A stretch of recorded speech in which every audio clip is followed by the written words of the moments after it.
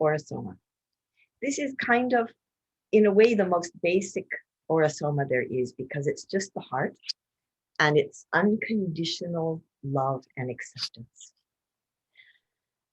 And this is so much what human design is all about too. It's about loving ourselves. And the way we love ourselves is by being ourselves. It's that simple. And I don't know, just welcoming our own presence here.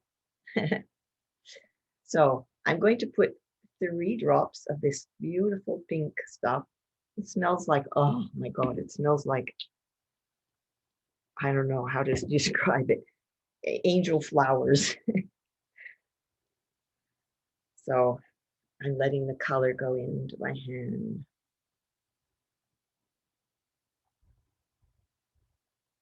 And putting my hands above my head and letting the light come down through this pink color.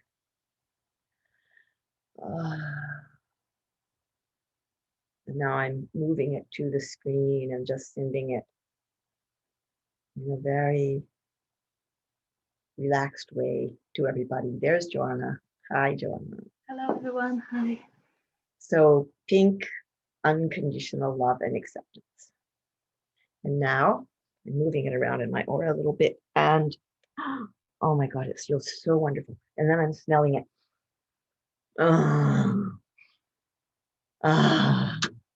Imagine the most sweet thing you ever smelled, just sweet. Okay, very good. So it's our last class, and we are going to be looking at composite charts, how we approach them. And we won't be able to go through everything. That's going to be another course, but we can look at the whole subject and look at the overview of it, and we can go as much as we can in it. And I sent to you in the middle of the week a few different juicy things.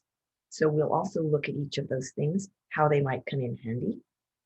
But before we do that, I would like to hear from anyone who would like to share anything at all about your process, about what's been going on for you in this last time with regard to what we're studying.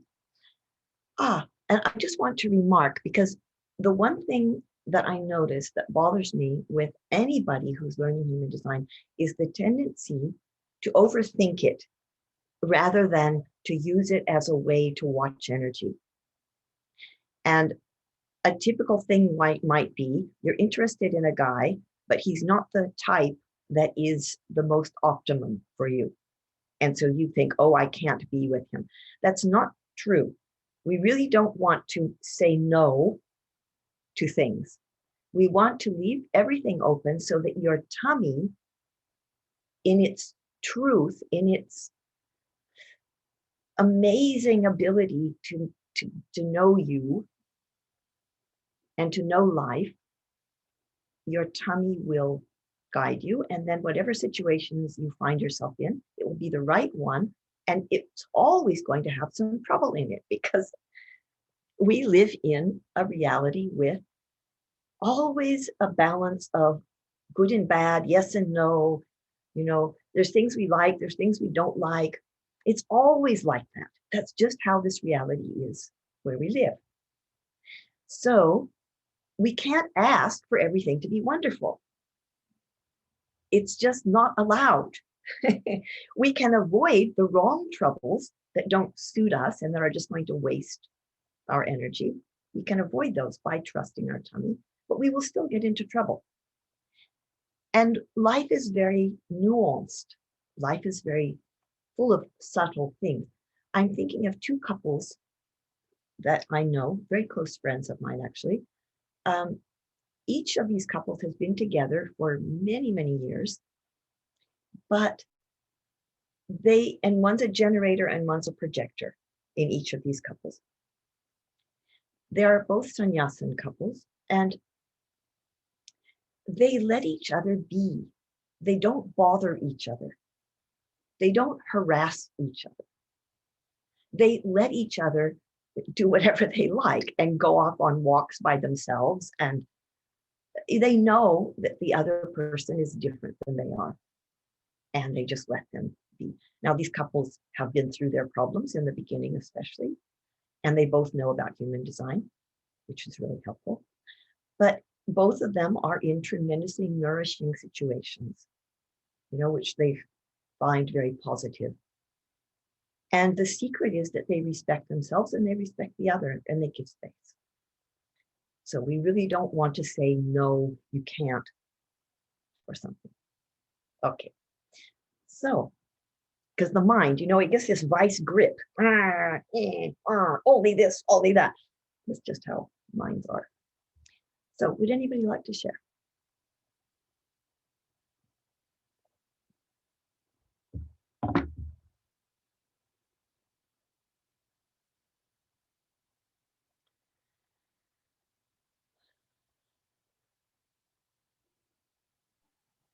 Maybe I can say something. Yes. Yes. Yeah, I was processing everything what we covered so far. There's still some things I don't understand, but what I look at my design, it come across like I supposed to have the friendship first, yeah, the brother sisterhood. But because I have this 30 gate, which is emotional and very desirable, I got a little bit confused. How can I relate that into loving relationship? Because I feel like I would like to have this higher love where I feel desirable for a man, but I also feel that I should have that friendship with him. So this is very conflicted energy for me when this can be harmonized, and how can I relax into it and know what steps and what energies I need to maintain to make that happen or to help that process. So it's something I have to look deeper into, maybe my gates altogether, my channels, to see. My suggestion would be just let it all bob around for a while, knowing that you are a friendly, confiding person, and that there's every likelihood you will get attracted to people who are distant. Just because the genes are always looking for the difference. When you're a friend, you're close to someone. But the genes are going to look also for something different, and you won't be happy in it. You will be excited, but you won't be happy because you'll keep trying to bring the person close to be your friend. And that person doesn't know how to do that. It's maybe not their style, not their way, but you keep trying. And you're also very open in your emotional system. So you will be very much affected by the other person's moods, by their space, which is fine. It's just that knowing you're vulnerable is going to be helpful to you so that you can get away from it sometimes also. Don't worry about not being desirable. This is like, it's terrible. Young women have this ridiculous idea that they have to be some kind of perfect something they see in the magazines, or that nobody's ever going to love them. I was also a young woman, I mean, it's tragic to see young women hating themselves, not knowing their beauty, and not even understanding the unbelievable power that their femininity has, just as it is. It's already there. Osho used to say that in most species, the male is dressing up. Birds, bright blue feathers and, things that stick out and go and rattle, and to get the attention of the female. And the female is generally brown and dull looking and, just pecks away. And Osho said it's because just to be female is already so incredibly wonderful that she doesn't need to also put bright colored feathers all over herself. And we don't know this because nobody teaches us, nobody supports this gift that we are. Ah, And you also, have, I was thinking yes, that those three circles you said, the collective, individual, and yeah. and Mhm. collective. I don't really know Tribal, clearly. individual, and collective. Oh yeah, triple. Yes, if Mhm. you mentioned I have them on undefined centers, so I don't know exactly if that's correct. What what you told Oh, me. I was you, going through the uh, book, and I think I have no, some. you have some gates on undefined centers. We can't have a channel on an undefined center because whenever the channel is colored in, the center on either end of it also gets colored in. So you have, like all of us, you have what we call hanging gates. These are little half of a channel sticking out on open centers. And those always cause trouble for us while we're becoming wise. And one of them that you have is called feeling or desire. So it's the only thing you have sticking out of your emotional center. So it's very likely that you find yourself sometimes overwhelmed with passionate feelings where, you know, you're crying a lot or full of desire for somebody, or um, it's going to happen like that. Love yourself for it. This is how you will become wise, is by allowing it and watching. And you have the caring channel, a tribal channel called caring. This channel is always very much in demand, whether it's in a man or a woman, because it gives off a vibe of caring. And people want it. You know, everybody feels they didn't get cared for enough when they were small or in the way they wanted. We're all hungry for this. So people who have that channel have to watch out, because somebody wants to get hold of you just to feel you taking care of them. So I would say you're going to have to watch out not to be too much in demand, because you are going to be very much in demand with this design that you have. Okay. Yeah, Okay. thank you. There's still a lot of to dive deep into it, but thank you so Yeah. much for that. Thank you. And don't worry about Yeah. remembering everything that I'm telling you all, because the right things will pop up in different moments. This is a lifelong journey. Okay. Something else, And Jen? one of the information you sent at us, it was soul attraction. I would Soul like to ask attraction. you for that. But We'll go through all these things. Yeah. perfect. Thank you so much. Anybody else want to share? I Yes. good to hear what you just said, that no need to remember it all because Uh, you, Nuri, you I'm not hearing you. can you So hear it's me? not, no, it's too loud. It's too low. And so you're not popping up on the screen. Get a little closer. Yeah, I am very close. Is it better? There you are now. Yeah, good. Mhm. Yeah, I'm almost in my screen. Okay. Um, it's good to hear what you said about not remembering everything, because Mm, last time I was feeling a bit overwhelmed by all the information. mm, Um, yeah. but what I'm learning from this design is, um, because met this guy online and we hung out, which was great. But I also noticed when he did not respond, how my mind went into all this, um, what's going on, or and all that. So I was being watching all that because I also have that German, about him. Yeah, yeah. So, Your friend. Yeah. yes, so that guilt also came up when I was Mm, a guy, and then the mm, marriage also. It's like a lot of things that I want to marry yeah. also, Yeah, and yeah, yeah. I understand. I don't know if this guy, yeah, like, so yeah, I was just, Nuri, watch out that your mind is going to try to get you to think that you're supposed to do something, that you have to choose and you have to do, mm, and you don't. Just let everything bob around and see what happens in your tummy. About guilt and jealousy, it's a good thing to have a comment about for a moment. I've been a very deep explorer of these things. Guilt is anger upside down.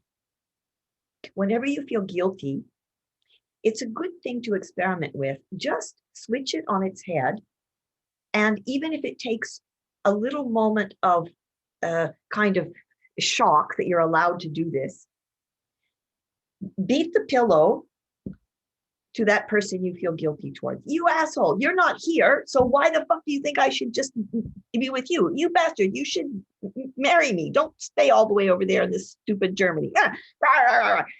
And get it out, you know? Guilt is anger upside down. Then jealousy. Wow. Jealousy is one of the biggest teachers that I have ever encountered. You cannot escape from it. It doesn't let you escape. It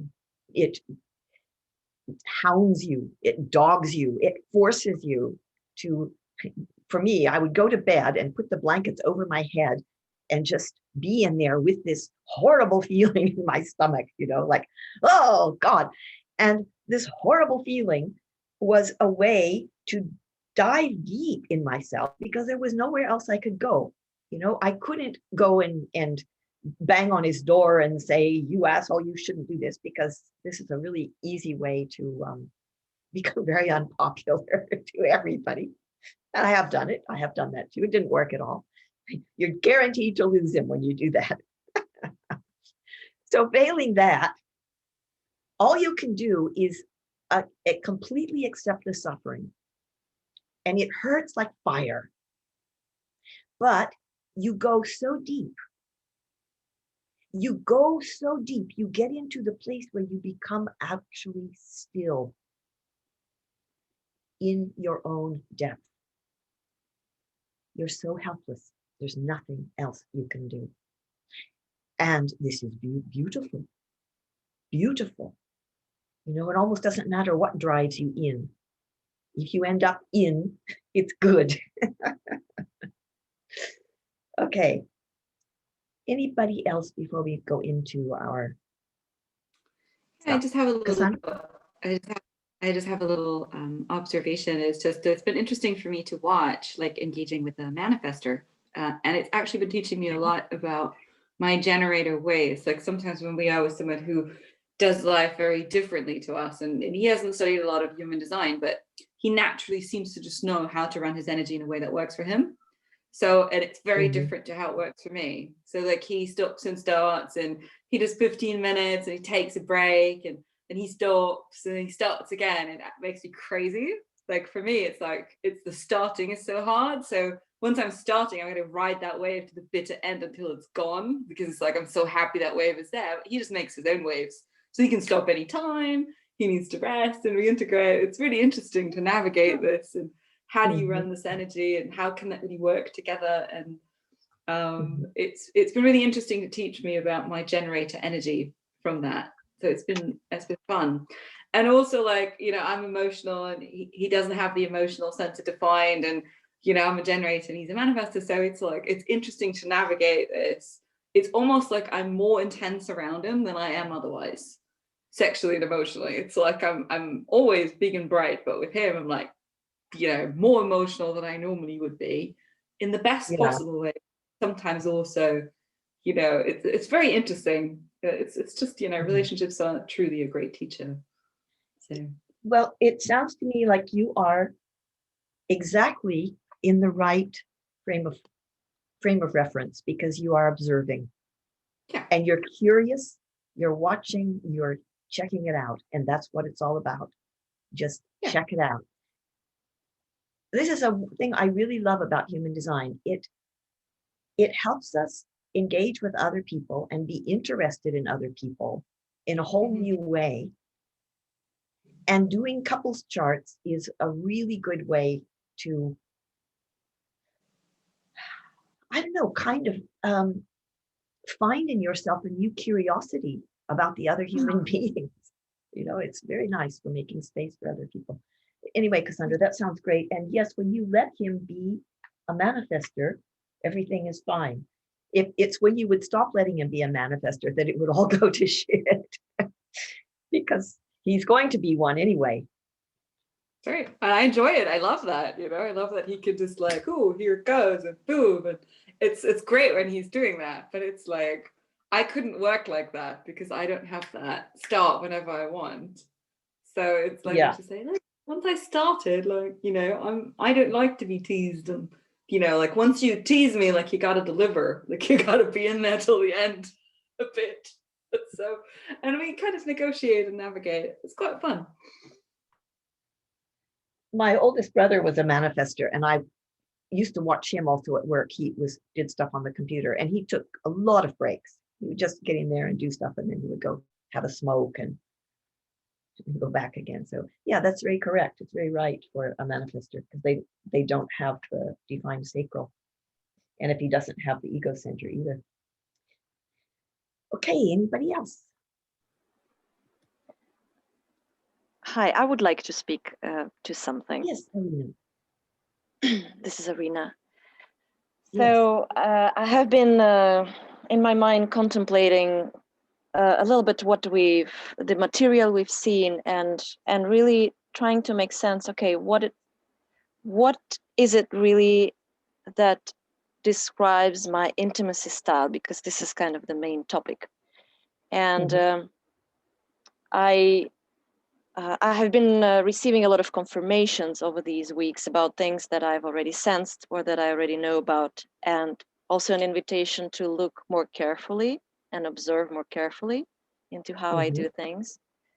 And I wonder if you can direct me and maybe others in terms of how do we really take this material and understand truly about the intimacy style, not just about how I am in general, but also like that I can understand. I'm still a little bit not in full clarity in terms of, okay, what kind of person would be good supporting my way next to me? Right. So I see that there's a lot of place for a lot of communication, open communication, and kind of discovery of each other, and even maybe teaching somebody about myself not teaching, but and my feeling is kind of, it can be done with different kinds of people. So I wonder if there is actually a certain type that would be really more supporting my way in an understanding and gentle way, that I feel safe in my vulnerability. I wonder what you think of this. So, well, your intimacy style has to do with finding the right supportive partner that you feel is you have an ally. So it's exactly what you're describing. Someone that walks beside you that is in this kind of similar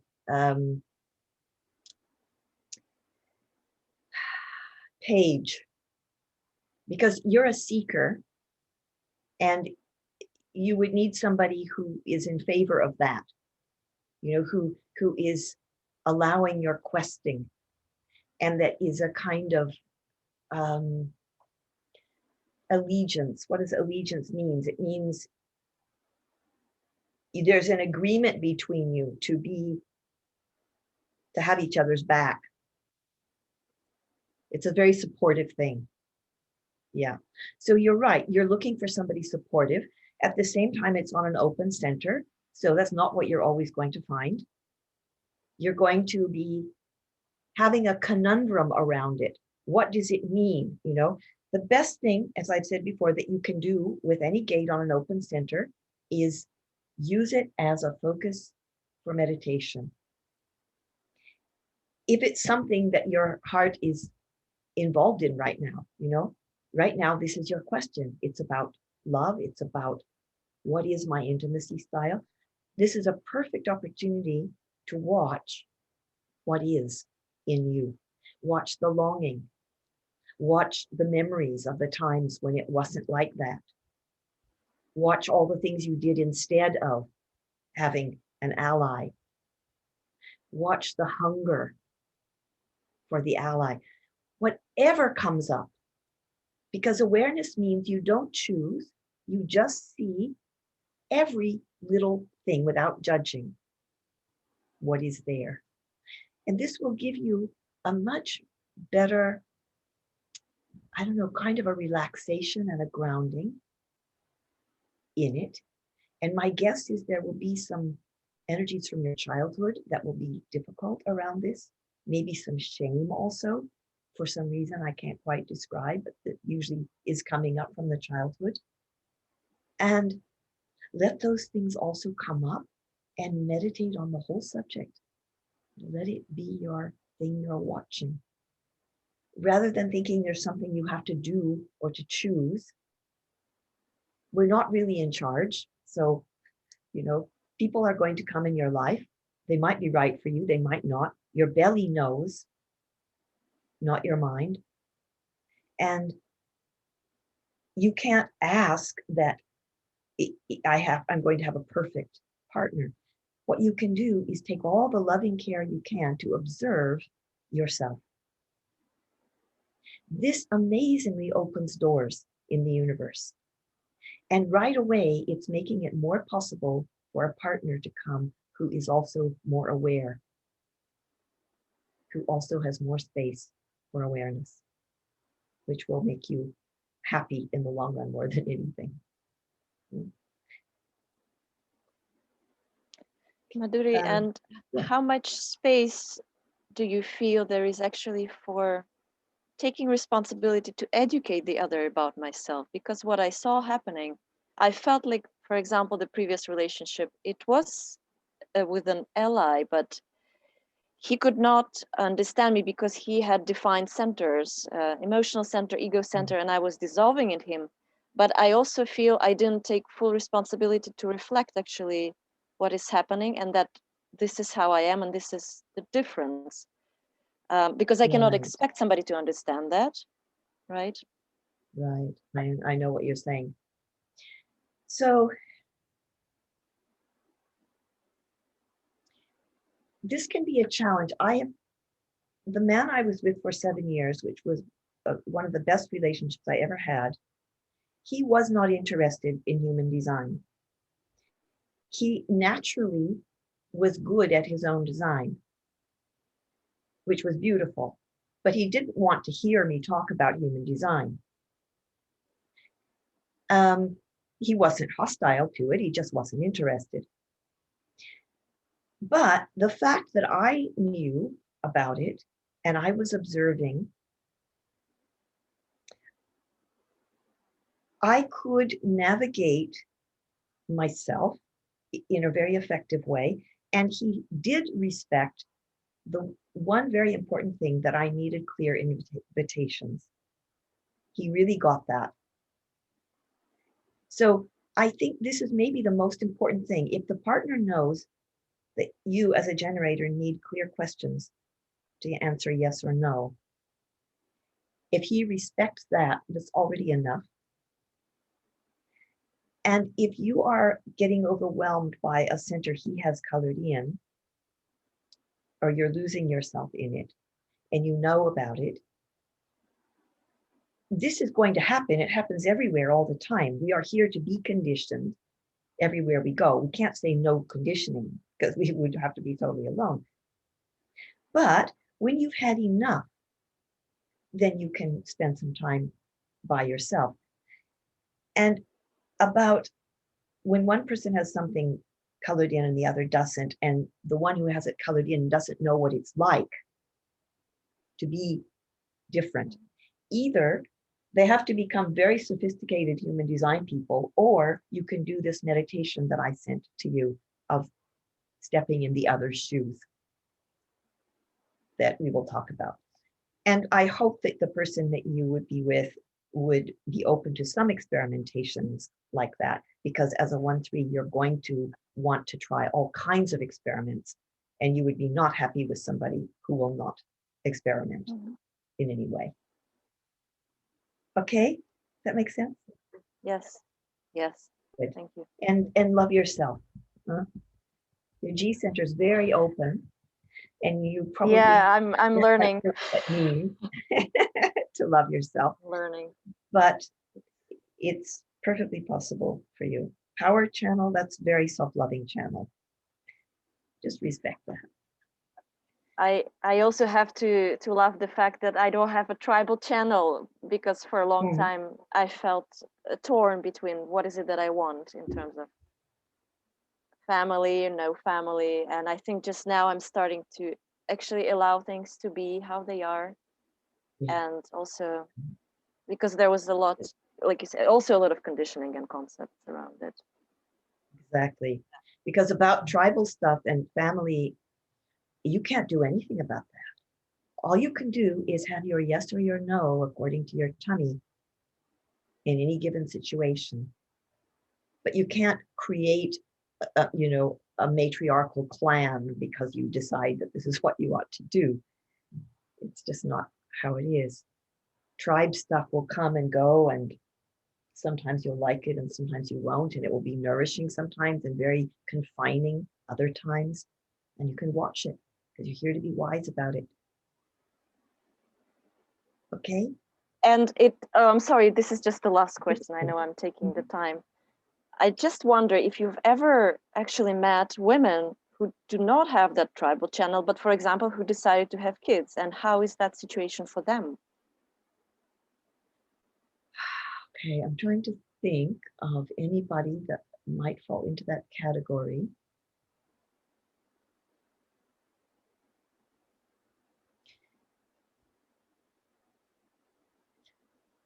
Sannyasin women tended not to have children. Sometimes they did, but mostly not. So that that's been a lot of my life. So I don't have a lot of friends with kids. And I can't think that I even know anybody who has kids who's not tribal. I do know people who had kids who don't have the sacral motor, and they get absolutely exhausted. I could tell you that. Manifestors and projectors who have kids get utterly exhausted. But as far as not having tribal, oh, okay, here, Ra, the guy who channeled this whole system, he talked about this because he was not tribal. He was very individual and collective. But he was talking about how he married and he had kids, and he said, actually, this tribal stuff, this sticky stuff, is not so bad, he said. As a freedom-loving manifestor, he'd always shunned all the tribal conditions, all the things you have to do to belong to the tribe. But when he had his own, he enjoyed the stickiness of it. But he's very aware. He was very aware, so he knew what he was doing. So it's not that it can't happen, not at all. The main thing is that as a generator, you do have the energy to chase around after the little buggers. That's which a projector and a manifestor don't. So, and with the child, there would be created some whole other being. Some electromagnetics would be there. Probably you might become tribal with the child, something like that. So some whole reality. So it's more about just trusting your inner authority if it's time to have a child. If your ally comes along and asks you, okay, are you ready to have a kid? And you feel, oh yeah, then okay. And if only people who had kids who were that clear about it, they really saw their tummy saying, oh yeah, great now, that would be fantastic. The drag is that so many people have kids who don't want to and aren't ready, and they're forced to. So Tonya has a question. Tonya's saying she's not tribal and has no children and never thought of it like that. Yeah. Okay. Good. Thank you. Okay. So are we ready to move into the stuff we're going to discuss, or is anybody else has a question? Okay. So we're going to go through these bits that I sent you. I sent you 2 checklists. I sent one, a checklist for a human design reading, simply because I typed it up and I thought it won't do any harm and you might need it sometime. And you can examine your own chart with this, and you can examine friends' charts, just poking around. And there will be many things in it that you don't know what they are. That's okay, because this course wasn't to teach you how to read somebody's chart. It's just playing, basically.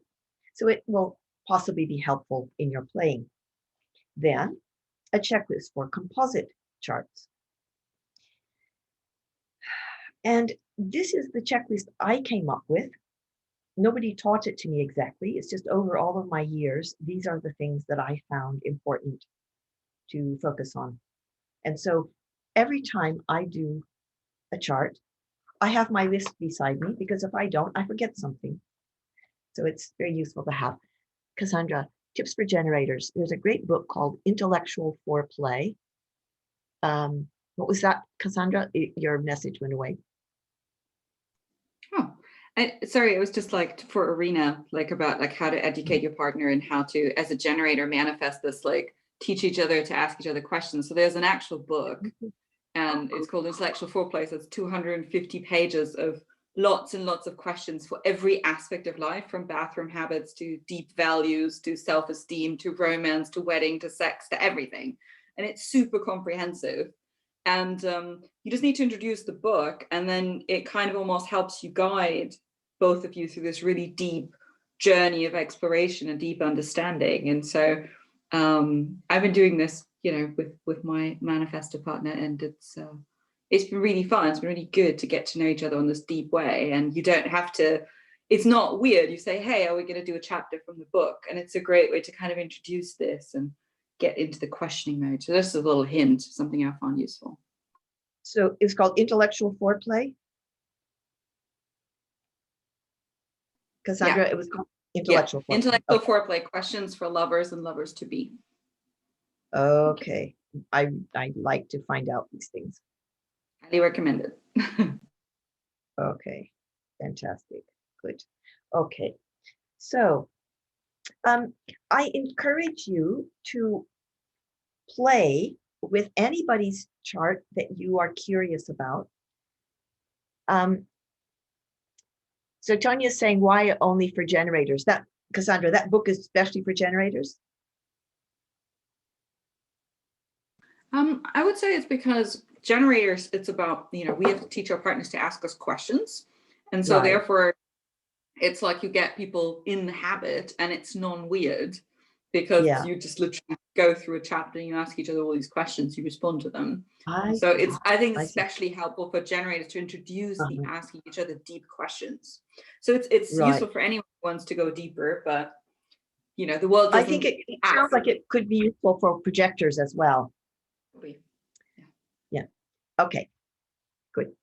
So I encourage you to play with charts, and particularly with making charts by hand.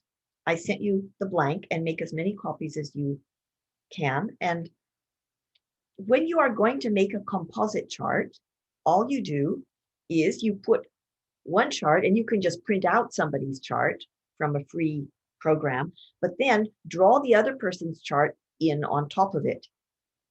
Now, when you're drawing the other person's chart in on top of it, all the way along, you're going to be looking out for certain things. So I'm going to be telling you in this class what those things are. But what I want to emphasize is how good it is to do it by hand and explore in that way. So that in a non-serious way, you're playing with charts of anybody that you are interested in finding out who they are. So I sent you something called the soul attractant. And what this is, it's by a guy called Richard Rudd, who was a disciple of Ra. He studied with Ra, but then he went off on his own and came up with this amazing system called Gene Keys, which is very sort of mystically oriented. Some people are really, really into it. I bought the book, but I didn't manage to spend a lot of time in it. I still just kept coming back to Ra's. But when I looked into this soul attractant thing, the one that was applicable to me was so right on that I was really awestruck. So I sometimes tell people about what their soul attractant is and ask them, just check it out, see, does this feel right to you? Mostly people really do think so, but it's up to you. And I sent you both the pages of it. And the way you find out what is your soul attractant You look on the unconscious column and you look for the moon in the unconscious column. And then you look for the line number, the number after the dot, to see which number you are on this soul attractant list. And then just have a little read and see. And look at Madhuri, yeah. it's the one on the left, the design. That's the unconscious one, right? Yes. Yeah, the design level. I'm looking for my other page of this soul attractant thing, the first page. I thought I had it. On the left, but which one? There are many. So it's on the left. It's usually in red. It says design, the left Yeah. column. Yeah. To the left of your chart. Yeah, your unconscious moon. So that's the red column. Look at the moon. You can see it's got a little moon symbol, little crescent moon. And then look at the line beside it, the 1, 2, 3, 4, 5, or 6. And then find on that chart, that graph, what that number is. Now, the premise behind this soul attractant, which in a way I have a little bit of trouble with, but in another way not. The reason I have a little trouble with it is because it seems to imply a future, and I'm very existential. So Nuri, you're asking if yours is number 4. Let me just have a look. Yes, yours is number 4. What Richard Rudd is saying is that if you utterly embrace and love and welcome the challenging quality of this kind of karmic story that's here, it's under this column called challenging aspect. So Nuri, if you go down to number 4 under challenging aspect, and you read that, what it means is that if you accept this and you totally allow it and you welcome it and you don't in any way try to change it, you're not trying to improve yourself, you're loving yourself. All by itself, it's going to transform over your lifetime to the resourceful aspect of it. So mine was line 2. The challenge of this aspect is using sex to escape suffering and overcome a deep fear of inadequacy, which can stem from a fear of the depth of your own feelings. Your relationships will quickly become difficult and disappointing as the unrealistic romantic projection onto your partner begins to dissolve. Well, that was the story of my life. Exactly that. I was using sex for all kinds of things to try to make myself feel better or feel whole or feel different or feel something. And lots of disappointment and difficulty and so on. And when this is not judged, when this is loved and welcomed, it has actually transformed. When you realize the depth of your fear of being inadequate and embrace it with empathy, it opens the way to release your true passion and love, fueling all areas of your life. Your relationships will transform as you yearn to feel and express deeper love with a truly open heart. And this happened to me. And we can say it happened through maturing, it happened through suffering, it happened through meditating, it happened through all kinds of things, but still it happened. So it does give me some trust in this Richard Rudd little thingy. So I thought it's worth sending this to you since it's such on the topic that we're in. And just take it with an open mind and see how it feels to you. Remember, the key is not doing, it's not pushing, it's not trying, it's allowing, loving, receiving, and accepting what you find in yourself. Okay, so then I sent to you a description of a particular process or meditation that I have found unbelievably helpful. It's called Standing in the Other's Shoes. And the main thing you would have to overcome with that is your own disbelief at how possible it is. But it's so incredibly possible. It works so well. All you have to do is step out of you and into the other. And it's in a nice frame so that it's a very safe thing when you have a good frame around the meditation. Now it starts. Now we're totally in it. Now it's over. So that whatever comes up within it, you have the courage to be with it. Did everyone read that? Do they have any questions about it?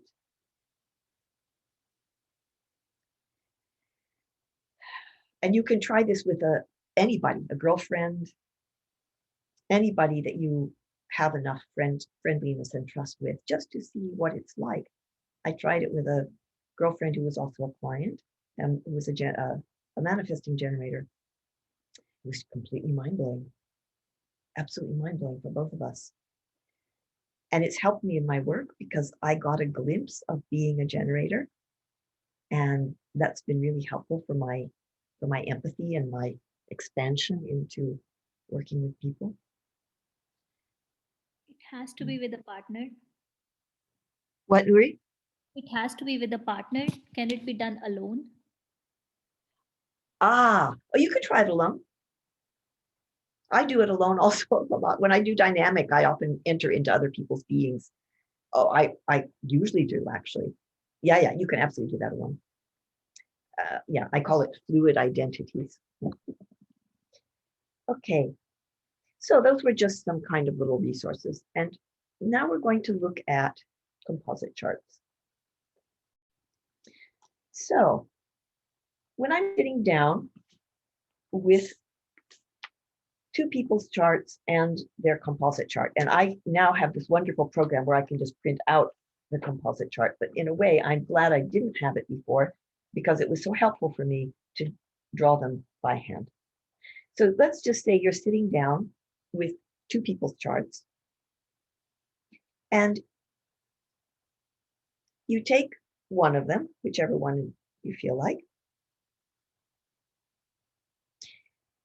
and you're going to start by looking at the two types. Okay, one is a manifesting generator and one is a manifester, for example. This already is going to tell you a lot. You know, that both of them are going to tend to get pissed off when things aren't going how they want. The manifester is going to get a bit filled up and overwhelmed by the manifesting generator energy sometimes and might get pissed off by that.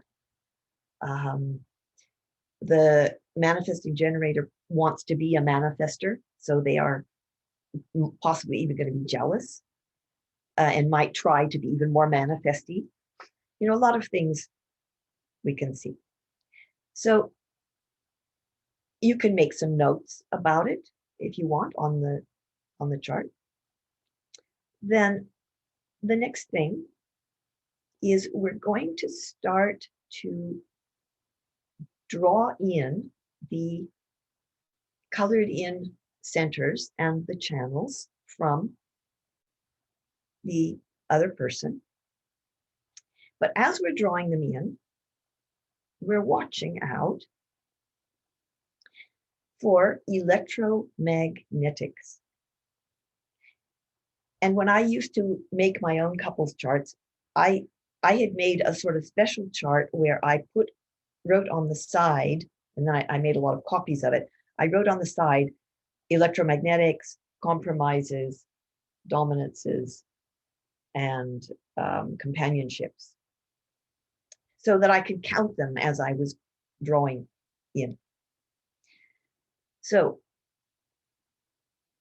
what we're looking for is the things that attract these two people together. And this is one person has half a channel, which is a gate, and the other person has the other half of it. This is called an electromagnetic, and it is the thing that makes people want to connect. You will feel these electromagnetics from across a room even.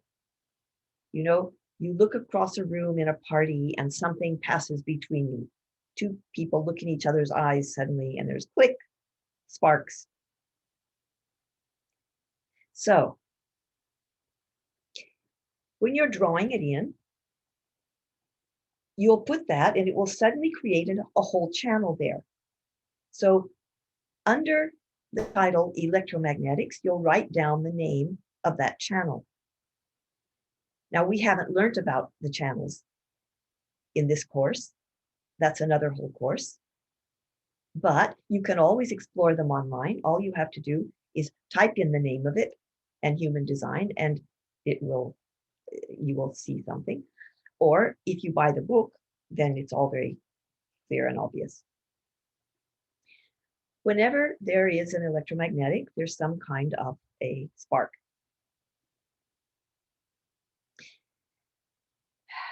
People tend to think the more electromagnetics, the better. This is not true. For a love relationship, you need one electromagnetic. Otherwise, either you're fooling yourself or there's a transit where the planets are moving and that an electromagnetic is created between you. And this happens all the time. People get connected through an electromagnetic that's caused by a transit. They get married. 3 years later, the transit goes away and they look at each other and they go, oh shit, what am I doing with this person? So this happens a lot. But insofar as what we can see in the chart, you will note that this is an electromagnetic and you want to see in a good kind of viable connection, at least one. One is actually enough. 2 is also comfortable and juicy. 3, that's okay. That's pretty attracting. When you start getting 4, this is very intense. This is going to feel karmic. It's going to feel very deep. It will be uncomfortably intense. 5, 6, or 7 electromagnetics. It's pretty rare. I think I've only ever seen 7 one time. 6, I've seen a few times. This is so intense that it's quite possible that the people will never meet because they will be repelled. Attraction and repulsion come together. What attracts you in somebody can also repel you. It's just physics. Sometimes you're very attracted until you've had enough and then you are repelled. So if you have 6 of them, it can be so intense that you can't even breathe. You can't be in the same room together. I gave a session once to a reflector with whom I found an incredibly profound connection. We really, really had a good time in the session. And I looked and she and I had 6 electromagnetics.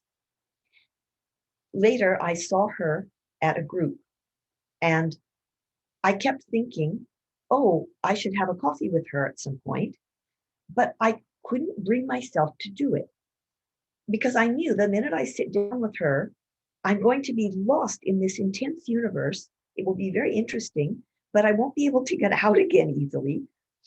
And somehow I couldn't do it. And on the last day, she was at the end of the hall.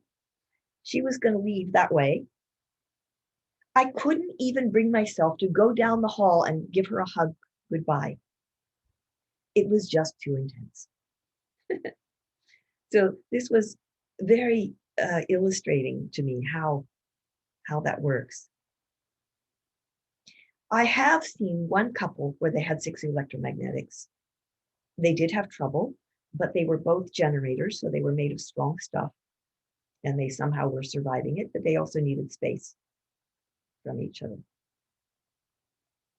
So 4 is about as many as you can comfortably have. But still, you never say no, you know. Okay, Madhuri, yeah, it counts also if, let's say, I have one gate and the other person has a full channel, right? this is different. We'll come to that soon. Different. Okay. Yeah, Okay. that's very different. Okay. But it's a good point, but it's very different.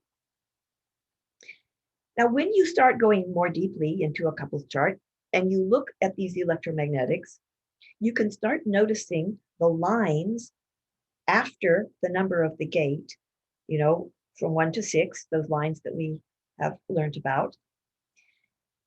If in that electromagnetic, they both have line 2, for example, this will create a special harmony in that electromagnetic. So this will be specially flowing.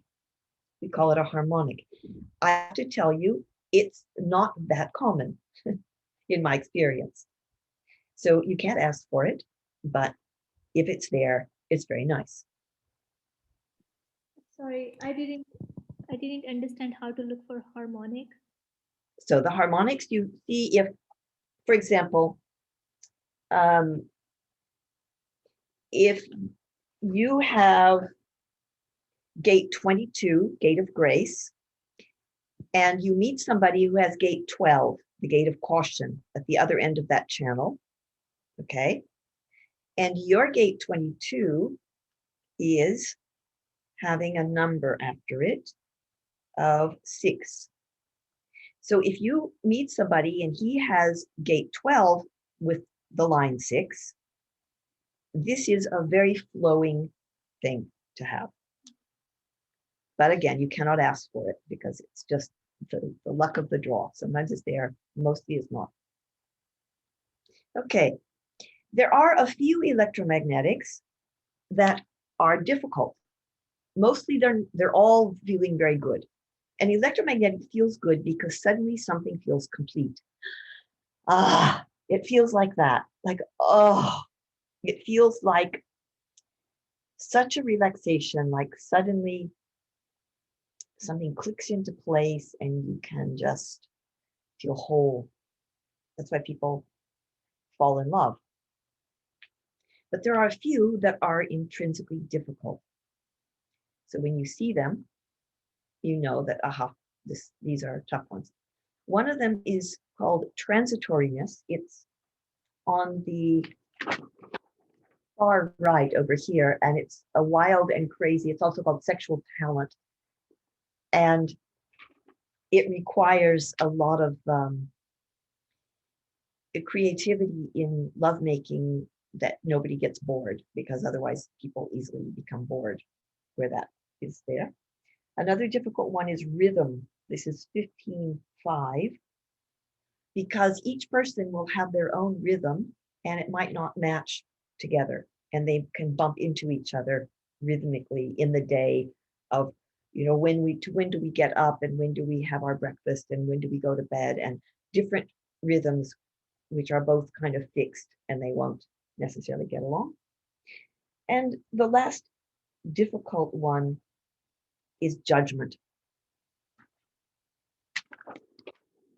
which is down here, which is about knowing what's wrong with things.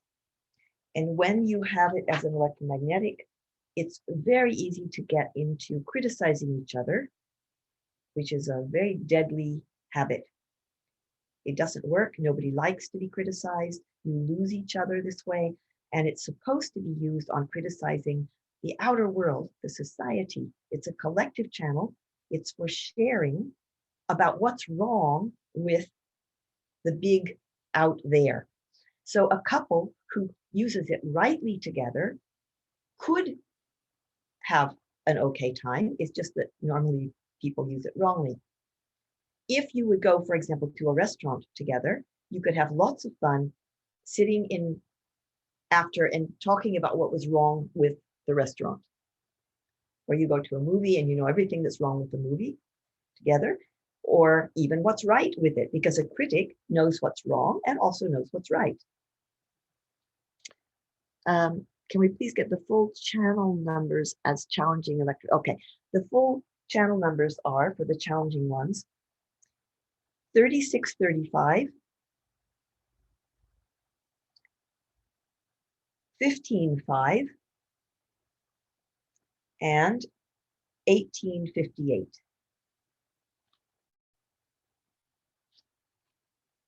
Okay, so we move now. The next thing we're looking for is, do these two people, their inner authorities, does each one of them on their own get to the throat or not? And most people don't get to the throat. Then when you put them together and you color in the electromagnetics, you are going to have more things colored in on the whole chart. Do those people get to the throat then? Maybe one of them does and one of them doesn't. Maybe neither one of them does. Maybe both of them do. Everybody wants to get to the throat. And in a couple, it's very desirable if you get to the throat. This means you can talk together in privacy and it works. If you don't get to the throat together or separately, you will have a much harder time talking in privacy together. And it's better to have your relationship discussions in a coffee house, which of course is also good for preventing anybody from shouting at somebody. Madhuri, Good too. Yeah. when you say getting to the throat, from where exactly? So we're talking about from Whatever their inner authority is, whether Okay. it's their sacral motor or their splenic chakra or their, it could be their ego center or their G center. Any of those can be inner authorities. And you want it to connect with the throat to make the communication. And not only the communication, but the feeling that in this relationship, we are viable, we are going somewhere, we are effective, we can do stuff together. That feeling will also be there when things get to the throat. It doesn't mean if it doesn't get to the throat that you can't have it. It just means expect that it's not quite so easy unless you are in a room with other people. And I suspect that even being in a room with a dog or a cat helps with that flow.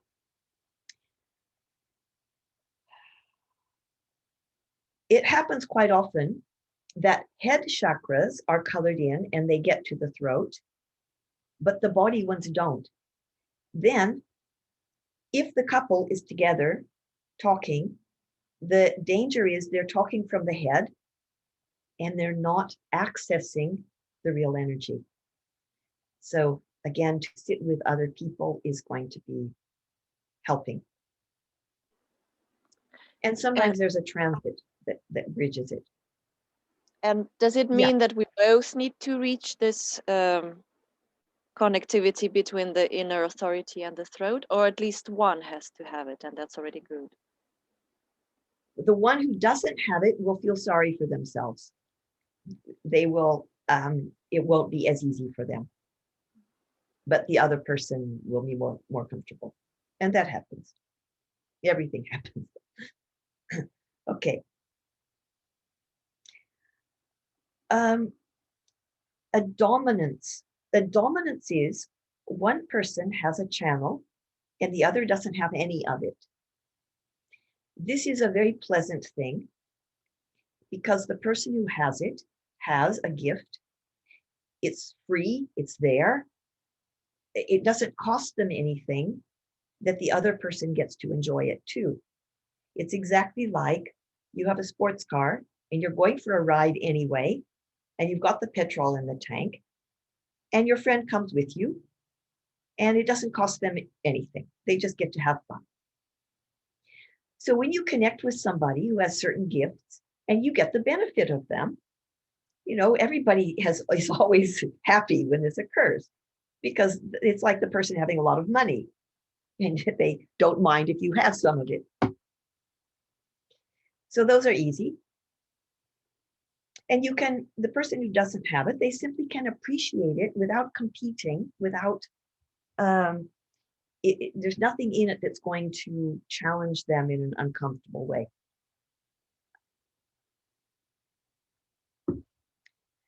The next thing is the tough stuff.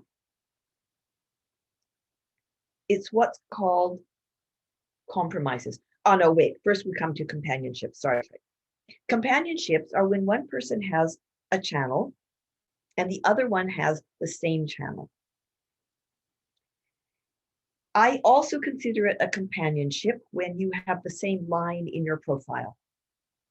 You know, if one person is a 2-4 and one's a 4-6, it means you both have a fourth line in your profile. This gives a certain friendly kind of an understanding. But having the same channel is really, really nice. For example, I have a channel called Genius Freak in the throat, which is a sort of strange, it's an ability to speak in an original way. So it's my kind of my poetry channel. And when I meet someone who has that channel, I know that they are not going to think it odd when I use words strangely, or I make up words, or they will get it how I use words. And this is very relaxing for me. Also, when someone has the same channel as you, their circuitry is going to be more understandable to you. It's amazing how rare it is in couples charts to see companionships in the channels. I've heard, I think it was Ross said that humans are evolving towards more and more love as being companionship, love as being friendliness. Osho said friendliness is a higher value than romantic love. So it's very valuable when there's companionship. It doesn't happen that often, but you can really feel comfortable and relaxed with it. And the person who has that same channel you have, they will express it in a different way than you do. It will be coming through their unique energy, but it will still have some kind of a resonance and an understanding. Then, compromises. This is the tough stuff. This is what breaks relationships.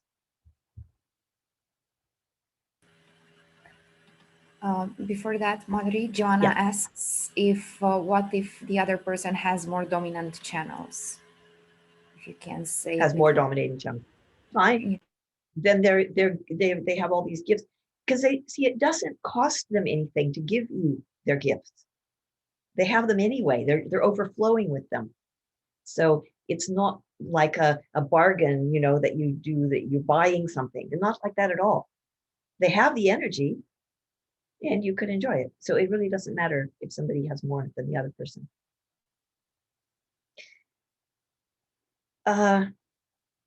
So compromises. And when you're coloring in a chart, you'll be watching as you go for electromagnetics, but you'll also be watching for these compromises. Compromise is one person has a whole channel and the other person has half of it.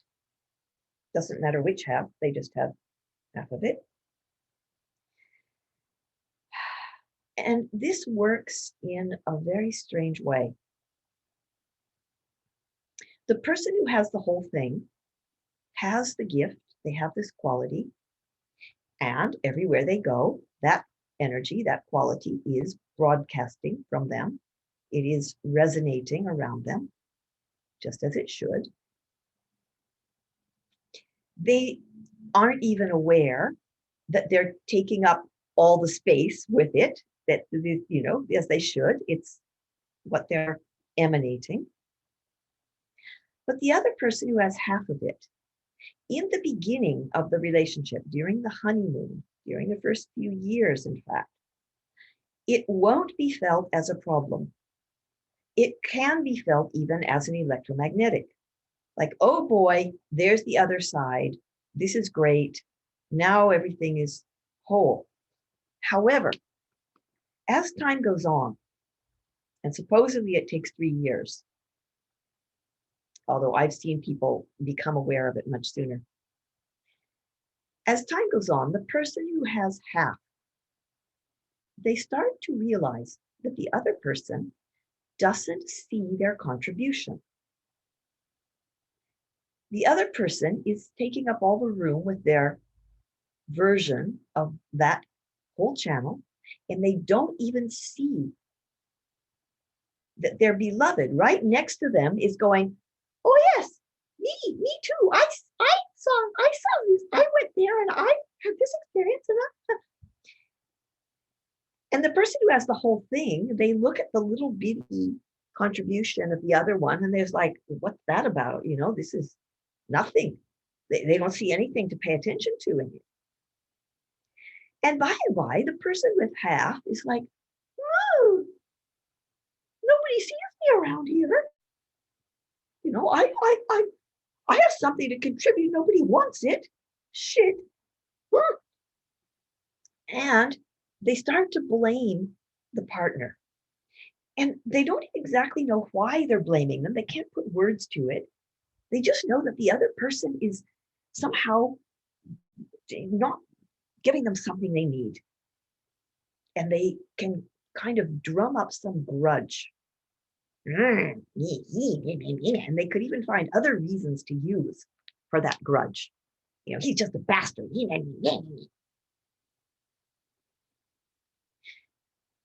So it's not anybody's fault.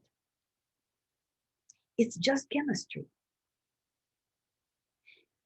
But we tend to try to make it somebody's fault, and it's not.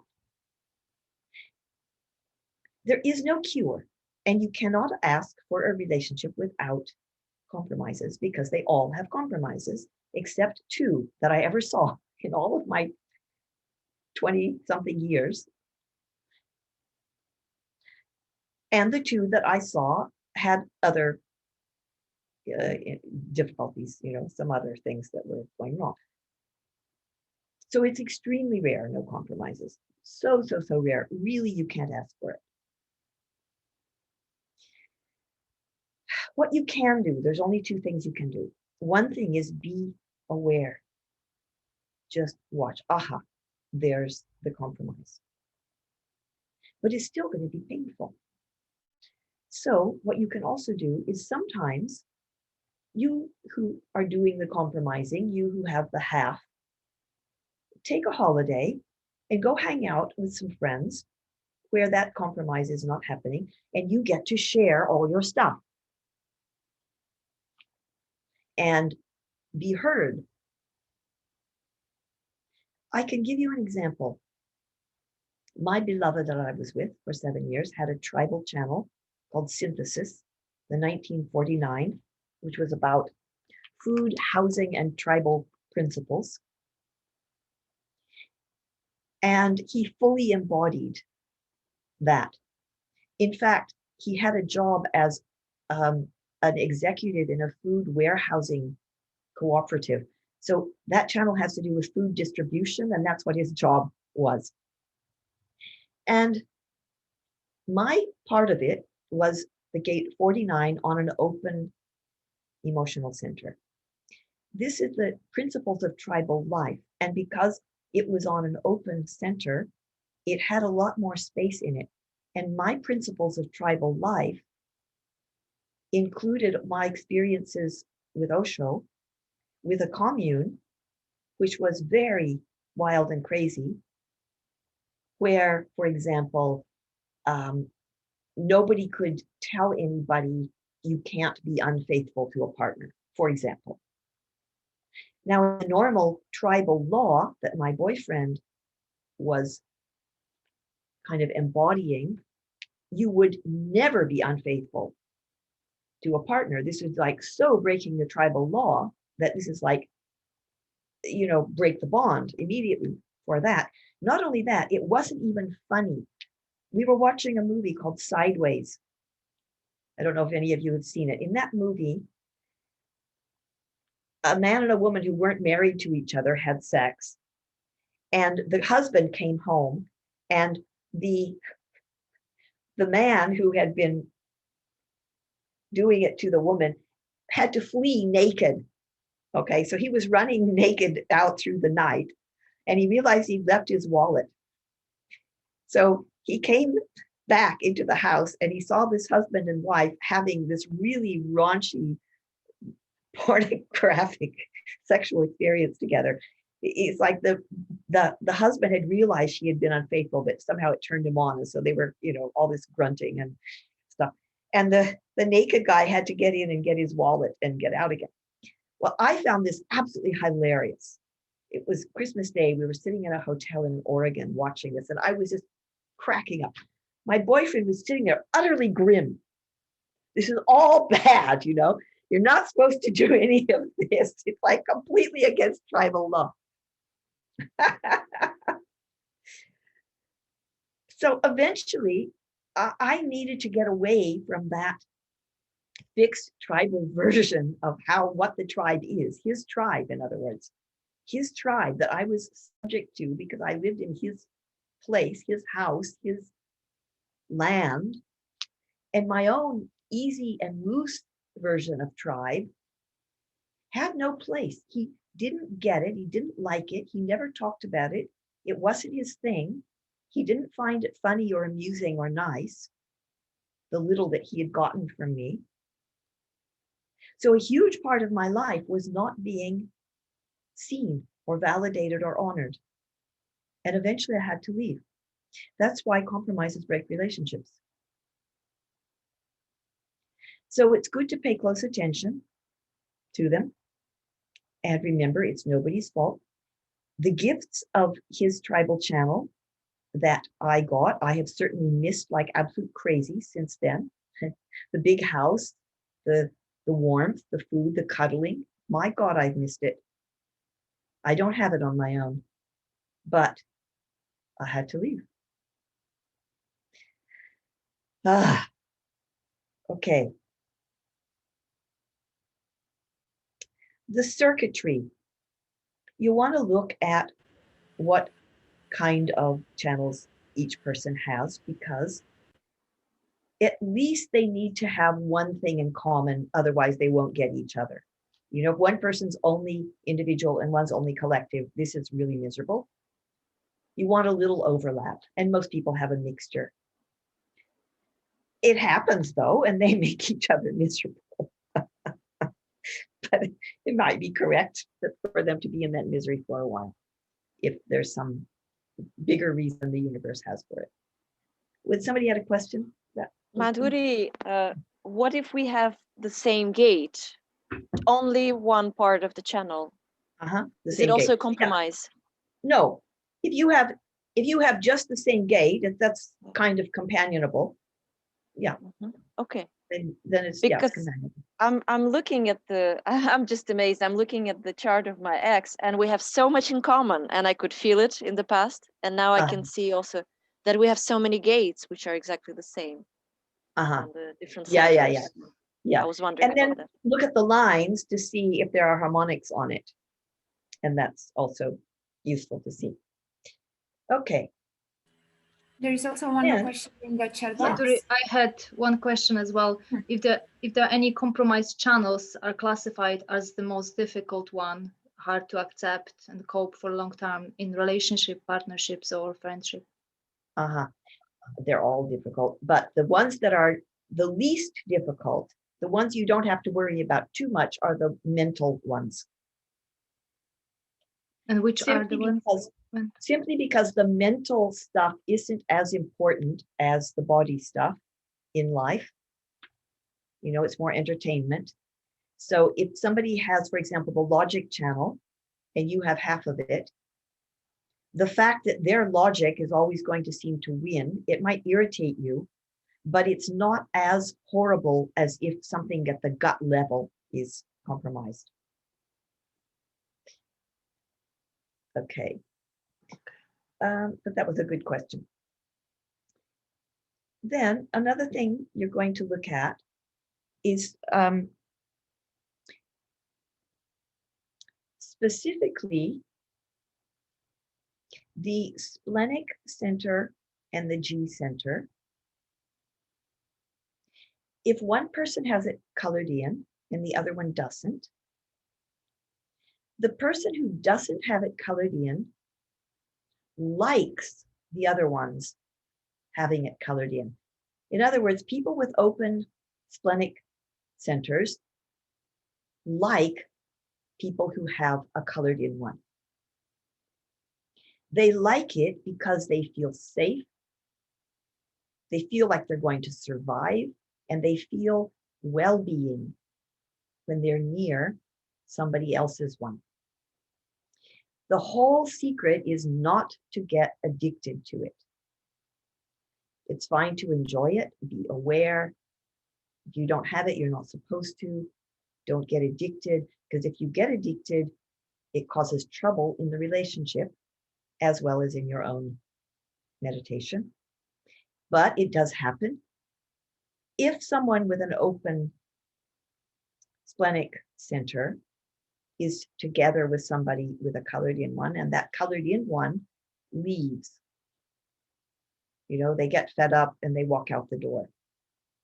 The open splenic system easily could feel she's going to die. She could feel, I will not survive.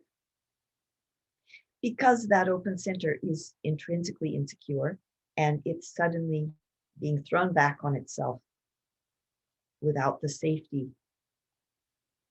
of the other. So if that ever happens to you, just stand still, let it be, watch. And remember, it's not going to kill you. It'll just throw you back inside. The G center, one colored in and one not. The one who doesn't have it will appreciate the sense of love and the kind of direction and place that the colored in one has. They will feel there is love. Again, getting addicted is not a good idea, because the open one is here to become wise about love to the extent of comprehending what universal love is.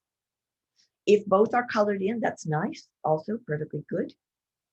It's I'm a me and she's a she, and we each get to be a somebody, and there's already a sense of, sort of simple. When you have a colored in G center, it's very simple. It's just there. Boom. That's fine. Perfectly good. Emotional center dynamics. Well, we talked about this a lot. One colored in and one not. This is inevitable that this is attracting. It's always going to cause trouble too, because it's hot stuff. Emotional energy is hot stuff. And the person who is open will be at the mercy of the other's energy. And she will like it because it is sexy also.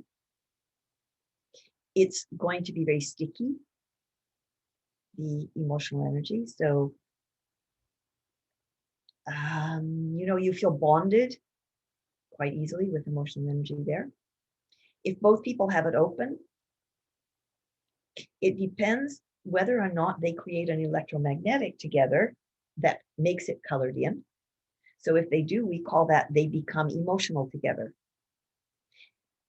And all that means is there is more juiciness possible, but it's still not quite the same as having somebody having the whole thing colored in. It's not quite as powerful. I'm remembering this really big Viking guy that I was with, this German guy. We created together a channel called Intimacy, the famous Intimacy channel. So we became emotionally defined together. And in one way, it was tactile. You know, we liked to touch each other. The sex was very, very strong. While he was a manifesting generator, so I was always getting run over by it, but still, it was strong. I adored the way he smelled. Just loved it. It was very potent. I really liked it. But it wasn't the same as being attracted to someone who has the emotional definition, which I'm thinking now of a different boyfriend, a musician called Bindu that I was with. His very flesh, to me, had a sort of humming resonance that just when he touched me, I could feel this hum moving through. And it was very nice, just the touch. So people who have emotional definition, there is something in their touch which is special. Special touch. Unique to them, powerful in a way. And if yours is not colored in, if you like their touch, then this can be right for you. If you don't like their touch, it will not be right for you. But they will have something with their touch. Which channel is that, Madhuri? The one for the Yes. touch? Which was the one you said you completed with the Emotional. person? Oh, that was what the intimacy number? channel. It's So a 59 intimacy channel, something. 59.6. Okay. And I'm going to talk about it for a moment because it's super important in the world of electromagnetics. When you meet somebody and it's like, oh, wow, you know, this is really happening.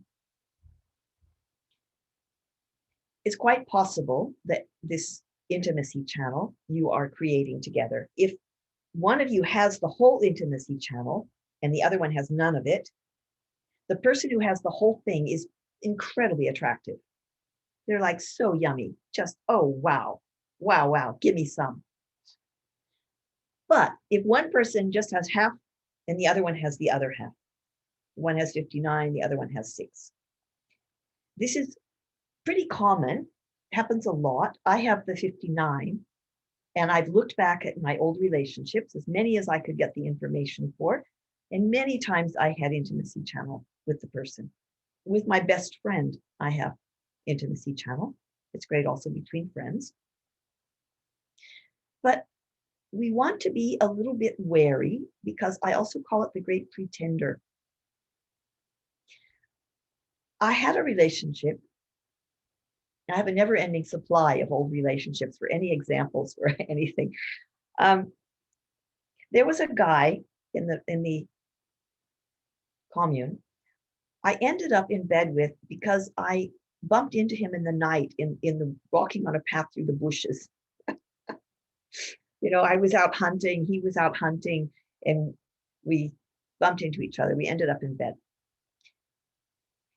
Incredible, incredible sex. Like, it was everything that the previous lover hadn't had. You know, it was like finesse and sensitivity and slow and eye contact and rolling around hour after hour. And it was just amazing. I was completely mind blown. In the morning, the sun came up and shone through the window, and I looked at the guy, and it was like, oh shit. I didn't like the way he looked at all. I didn't like it.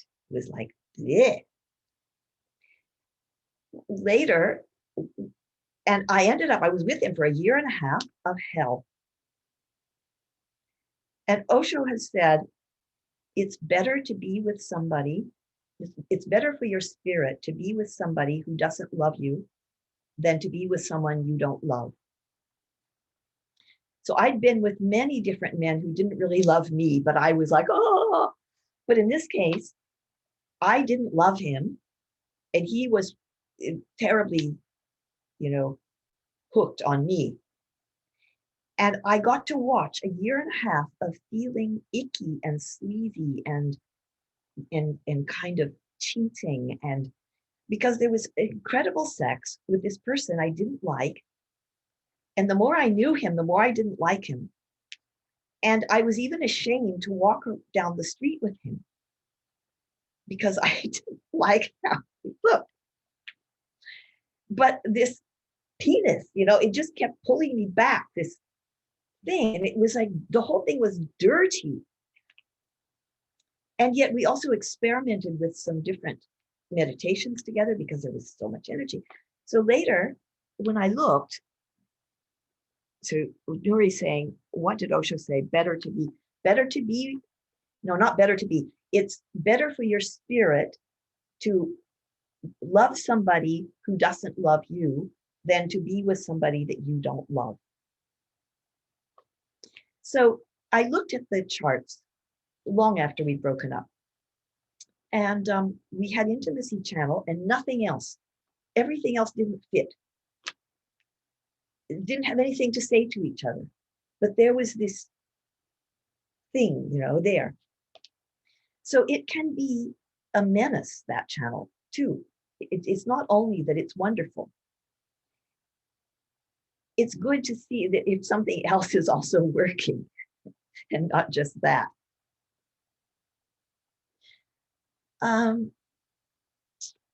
But it can, if it's there, and there's also some other companionship or something else that's nice. It can be really, really very, very pleasant and comfortable and bonding and great. And it implies fertility, getting pregnant. So if you don't want to get pregnant, when you have that channel as an electromagnetic or between you at all, take special care because that channel is very big on conception.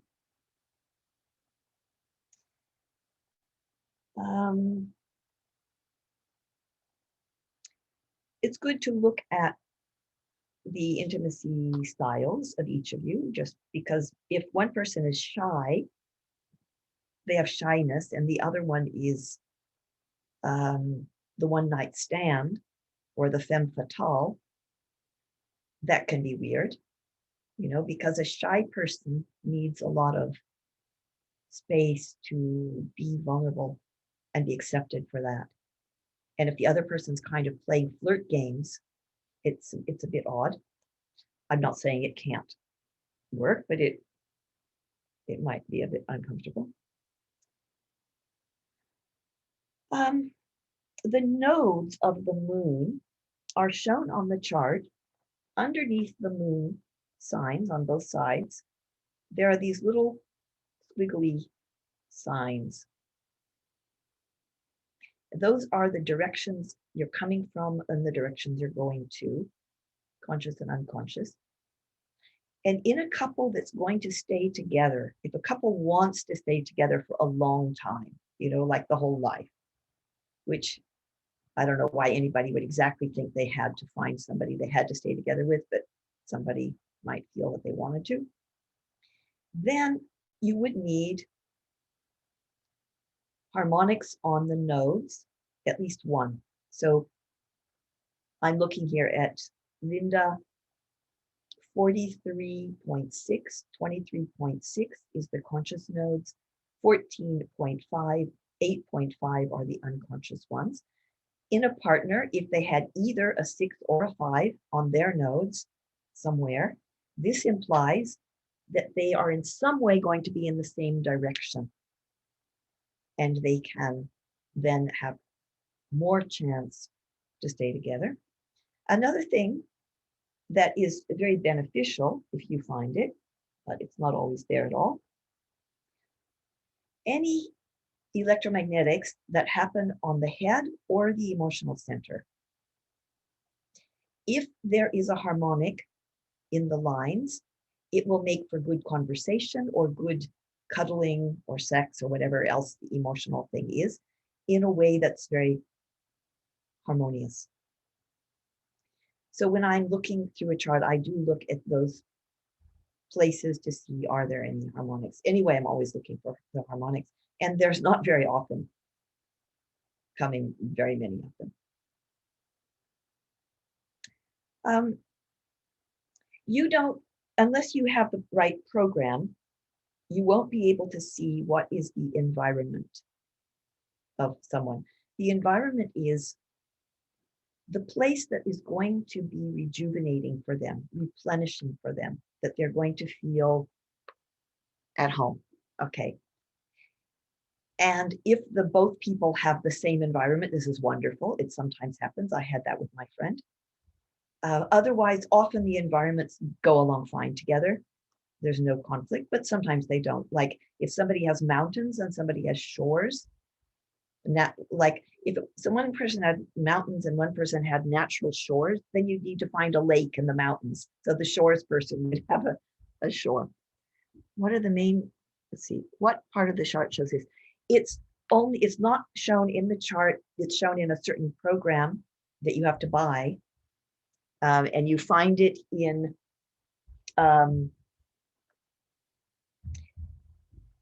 the environment you find actually underneath the nodes. So there's a way that you click and you get under the nodes. You're at a lake in the mountains. Okay, good. Okay, fighting styles. I've sometimes gone into this with couples. What I look for fighting is, does one of the people have the gate of the fighter, which is gate 38?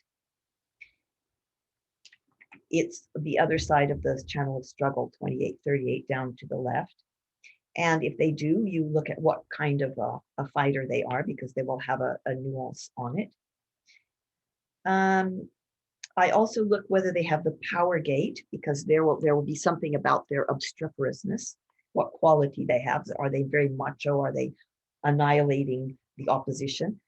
But I also look at their Mars, because Mars is the youthful male energy, the immature male. And it's just to see how they might act in a disagreement. Actually, nobody taught me that. I just kind of concluded it and looked there. And so far, I never got any argument about it. And I would look at that consciously and unconsciously for both of the people. That's just a little, probably not a very important detail in comparison with all the rest of it. Okay, now backtracking a little bit, a couple more things you want to see. When you fill in the whole chart, all the stuff, you see how many chakras are left not colored in. Those open centers in the couple are where energy will go out. It's comfortable to have one open because you need a place for energy to go out. It's like a window, a door, a room with the window open. The air can move, it's good. And whatever chakra that is that's open, that will be a focus of trouble and concern in the relating. If it's the ego center, the trouble will be about money. It will feel like there's never enough money or something like that. Even if there is enough money, it might feel like there isn't. If the emotional center is open, then there's going to be trouble around touch and around emotional stuff. If a head center is open, you might together worry about the relationship. Is this still okay? Is it blah, blah, blah, blah, blah. So whatever is the open center, that's where energy goes out. Somebody's asking how to know and understand the North Node thing, please. Let's put that aside for right now, because I want to just finish. As all this stuff, really, you don't have to understand it all right now at all. I'm just telling you very briefly about things, and so that you can play, and you aren't going to even have access to some of this, like the environment and stuff. This is just because I go overboard. So, but these open centers things is very important. She's saying if 3 are open, it's too much challenge. So it works like this. If all of 9 are colored in, this is called 9-0 nowhere to go. It can work, but you have to realize it's pretty sticky. And when you get in a house together, it's very hard to get out again, even to go to the shop to buy some food. It's so involving You're creating this whole complete world together, very interesting, and you can't get out of it. So in order even to go to work, you have to tear yourself away. It can be a bit claustrophobic and very involving, but supposedly it can work. One open center is called 8-1 Have Some Fun, and that's the easiest. One open center, you can breathe, and yet lots is flowing. 2 open centers is 7-2 Work to Do. You have to work on the relationship, but it can work. It can be all right. I had this with my boyfriend, and indeed we did do a lot of focusing and working on things. And the next one is 6-3 Better Be Free. I know one couple that's together that has this, but they are very, very space giving. So this means you have to let each other absolutely have their own rhythm, do your own thing. You don't bother each other, come and go, because it's not going to hold together very well. It's not going to naturally cohere and be a thing. It's going to keep sliding about. It's okay if you let it be so and don't blame the other one about it. 5-4 out the door. Well, supposedly that's not going to work very well because it's just you're running off in different directions. It's just not enough to bring you together. And I don't think I've ever seen a 5-4 in all the couples charts that I've done because they don't last. You look at what type of person they become together when everything's colored in. Are they a manifesting generator together? Are they a generator together? Whatever it is. And you just remark on that. It doesn't change what each one of them is separately, but together they function like that. So if, for example, they become emotional together, then as a couple, they need to take a lot of time to decide things like that. The profile resonance we've already spoken about. You want to have a harmonic with that. Okay, so that's about it. Does anybody have any questions? We're kind of now just over time. Yeah, almost. Madhuri, the harmonic one is the same gates for 2 people, the same channels for 2 people. That means harmonic. Hello, can you hear me? Harmonic. No, the harmonic. A harmonic is the line number after the gate number. So you have a gate number, full stop, and then a line number between 1 and 6. The line number is always 1, 2, 3, 4, 5, or 6. And a harmonic is when 2 people have the same line number in an electromagnetic or in a companionship. Anybody else? Question? And I wouldn't worry too much. Just let everything bob around. You know, you can't remember all this stuff now. And just let it be. And certain things will pop up at the right moment. Anybody else? Any question? Madhuri, can you hear me? Yeah. Can you hear me? Yeah. I was curious about incarnation cross because I'm looking at other people's like service or contagion. Yeah. What does that stand for? What is that?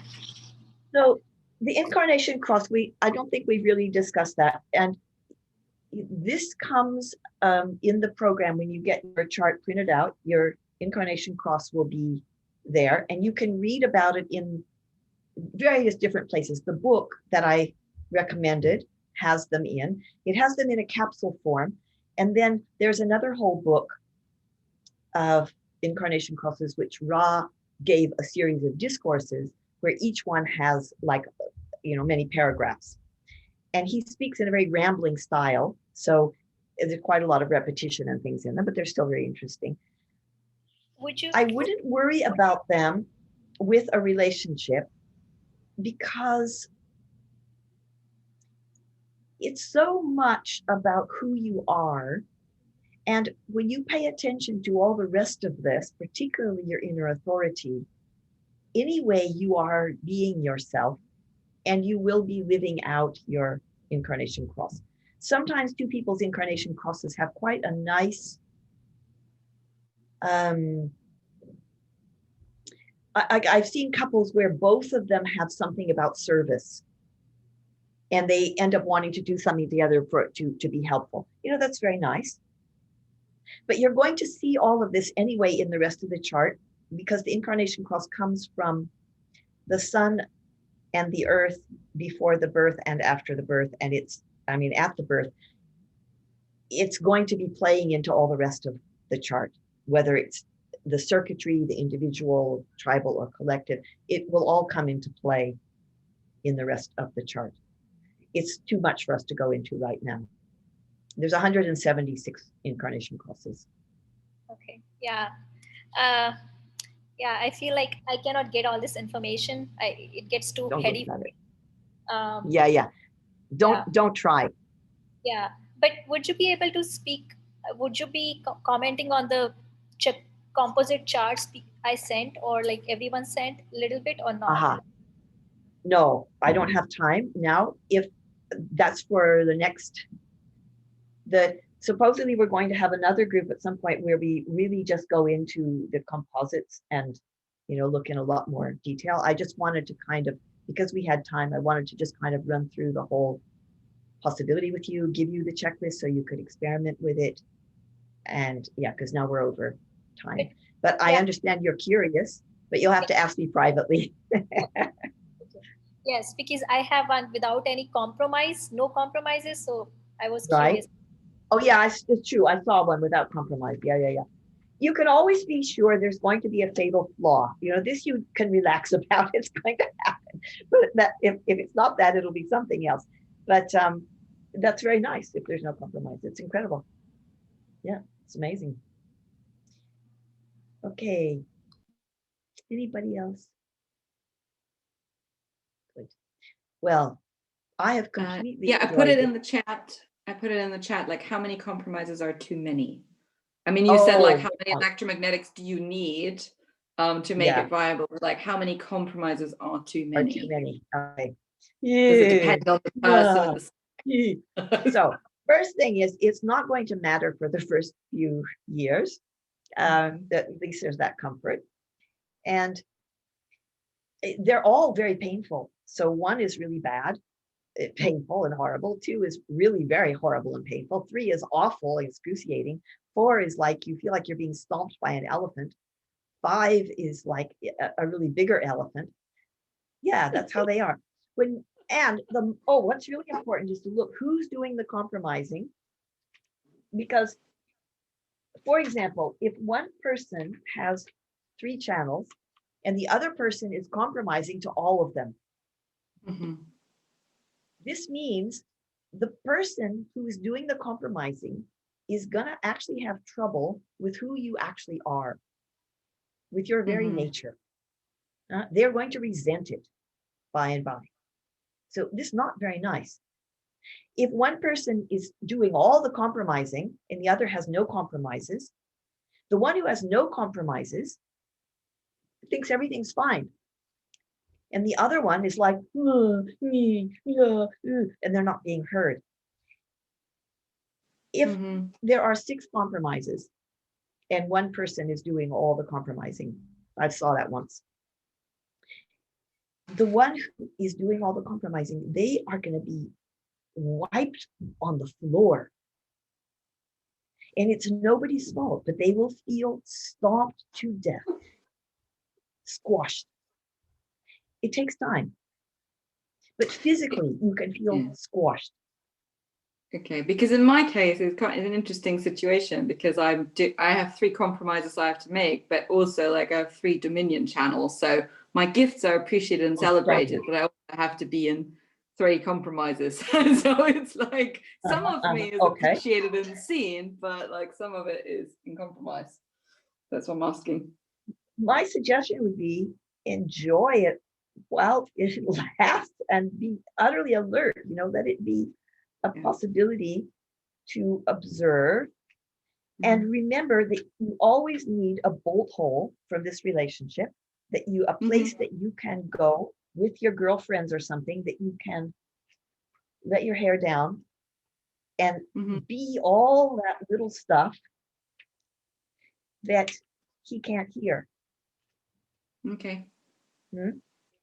If you keep having that, it will last a lot longer.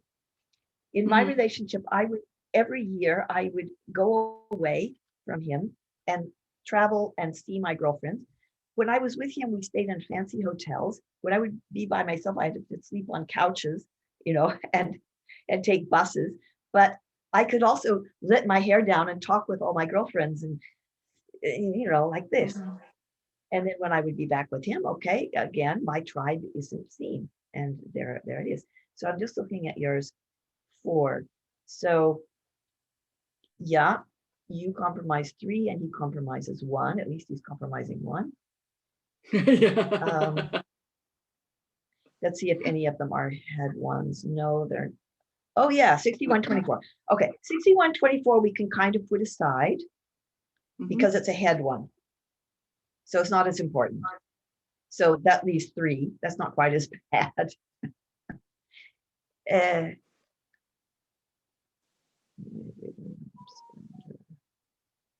Yeah, just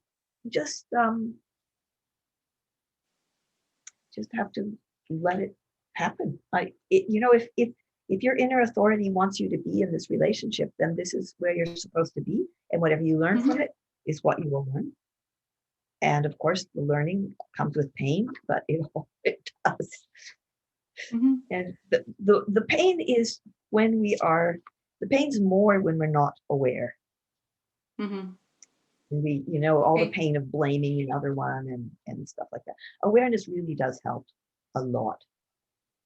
Okay, I got that. Yeah. One thing I want to just say about getting information, retaining information, receiving information, because we've been doing a lot with information. That's getting a bit technical here, though. I'll just say it like this.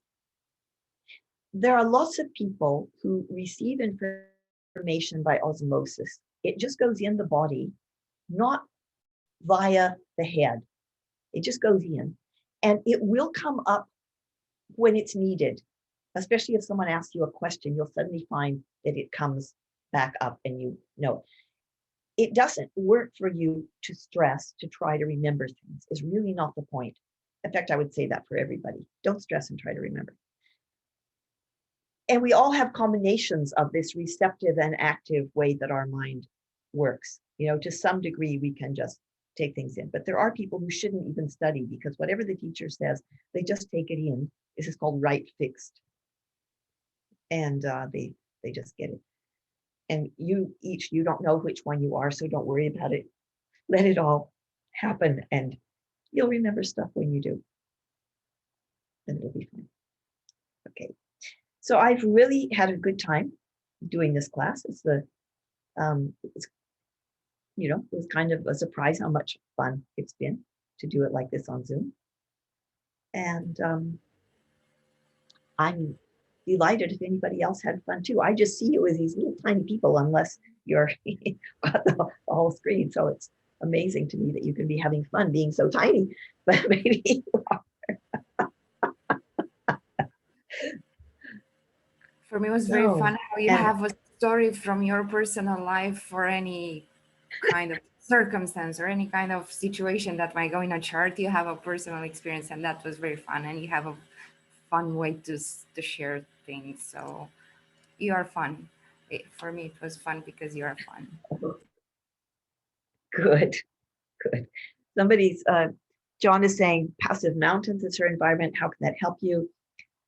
Passive mountains is it's good for you to be in the mountains, and when you're there, you don't have to hike very hard. You can sit on a nice hill and look out and go, wee, I feel so good. It can also mean just being up high in an airplane or in a building. It also means a lofty perspective. sitting in a relaxed way and looking at the whole world and, oh yeah, look what people do, from a kind of upper way. So, okay, good. Okay, so, and thank you so much, Anka. You were the rock. Without you, I would have been so all nervous and ungrounded, and you're very smart and very there and very kind as well. So it's great. Okay, let's give a big shower of love to Anka. Bye. Yeah. It is very beautiful to participate in this course for me. A big shower of love to you, Madhuri. You know, without you, it would never happen. Thank you so much. It was beautiful. Thank you. Yeah. Thank you, John. Thank you, Madhuri. Okay, so would you be able to do that? Do another course for us, Madhuri? Yeah, we were talking about it. It's in conversation. Yeah, yeah. We'll be repeating this one and then doing another one that will go more into the relationships. Okay. Bye. Thank you. Thanks, Madhuri. Bye.